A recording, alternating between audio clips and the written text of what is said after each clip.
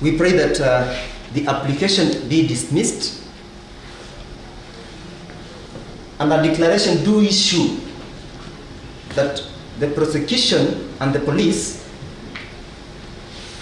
have violated the rights of the respondents, so that as it has been decreed by High Court, they can now approach now a constitutional court for redress on damages.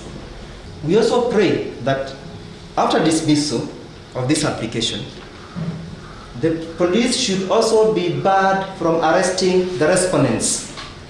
They can issue summons under criminal code and criminal procedure code for them to prevent themselves. Actually, also in the supporting affidavit, there is nowhere where the investigating officer has deponed that they are flight risk. So it is the law why they should be being held in a police station.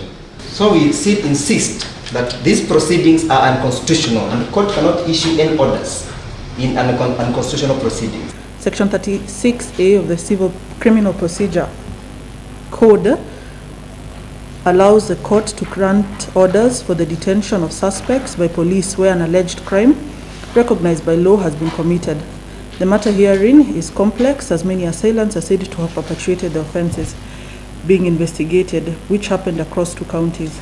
I therefore find merit in the same and allow the detention of the respondents for 7 days, mentioned on 24th of August before the duty court.